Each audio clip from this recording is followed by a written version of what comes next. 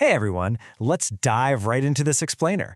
Today we are unpacking the absolute machine that is a highly optimized YouTube Kids script. If you've ever found yourself wondering what exactly makes children's digital content tick, well, you are in exactly the right place.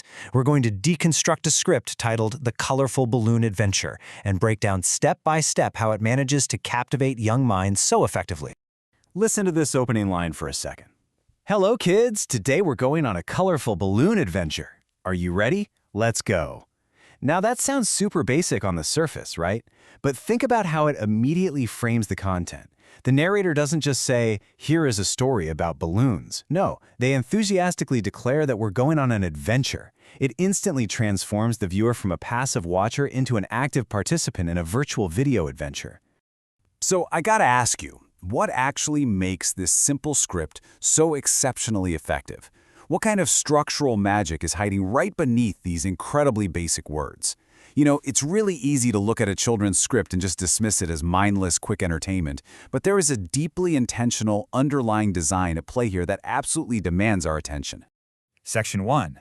Anatomy of a kid's script, the blueprint. We really need to look at this text not just as a cute little story, but as a carefully engineered piece of digital architecture. Seriously, it's basically toddler catnip, a simple virtual video script engineered from the ground up for maximum engagement. Think of it like a mini algorithm for the toddler brain. Every single line, every color choice, and every single sound has a very specific, calculated job to do in keeping that young viewer glued to the screen. Section 2. Setting the interactive hook. Right off the bat, in the very first scene, up in the sky, there's this immediate use of a call-and-response technique. The script straight up prompts the audience. Can you name the colors? And boom, right on cue, a built-in kid's voice answers red, blue, yellow, green. Then the narrator validates them with a huge, great job. So why does this matter so much for the creator? Well, demanding immediate audience interaction practically guarantees early viewer retention and active learning. By requiring that interaction right out of the gate, the child watching at home feels like they answered the question alongside the video. It keeps them deeply, personally invested in whatever happens next. Moving on to Section 3, the core educational look. Once that initial hook is set, the script settles into this highly predictable, deeply satisfying rhythm across scenes 2 through 5. And look at how flawlessly this formula maps out. Every single scene pairs a primary color with a universally recognized nature element and then follows it up with a sensory phrase. Red finds a red apple, yellow finds the sun, blue finds the ocean, and green finds the grass. It's just a perfectly symmetrical loop of color, object, and sensory feedback. Let's zoom in on that sensory feedback for a second. In scene 4, when the blue balloon finds the blue ocean, the narrator enthusiastically goes, splash, splash, splash. This specific line perfectly demonstrates the script's rhythmic, phonetic repetition. It's not just about identifying the ocean visually, it's about handing the child a fun, repeatable sound that they can say out loud themselves. And here is the secret sauce. Pairing colors with recognized nature elements and sensory sound words is the exact content formula that drives toddler comprehension and, let's be real, massive view counts.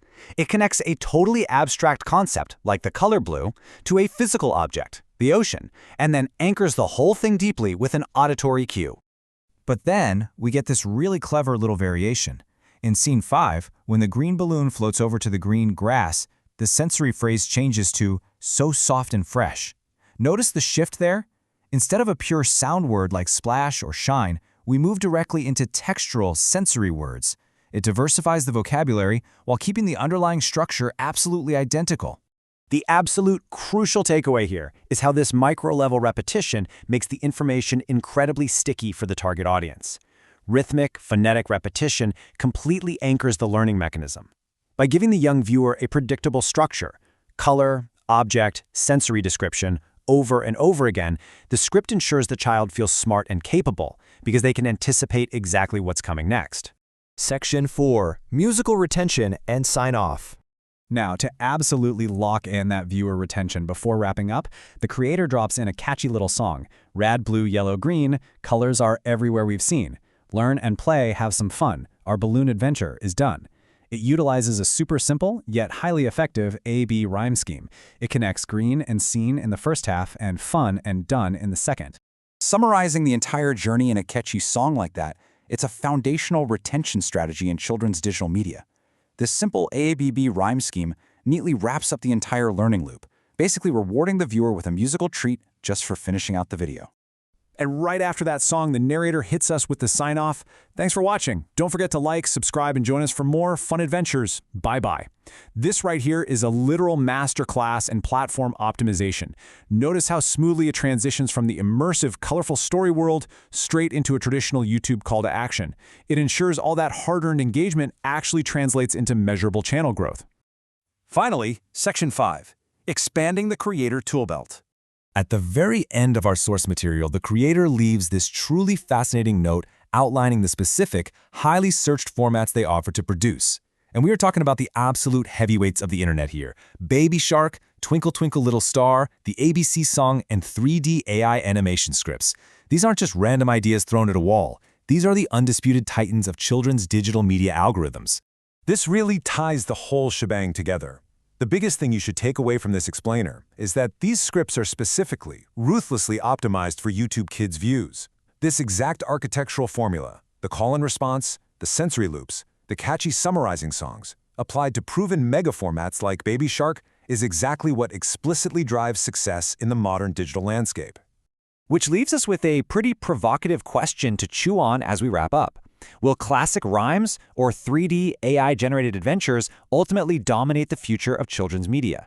As these perfectly engineered educational formulas become easier and easier to replicate with technology, we really have to wonder what the fully automated future of kids' content looks like. Keep your eyes and your ears open the next time you encounter a seemingly simple virtual adventure.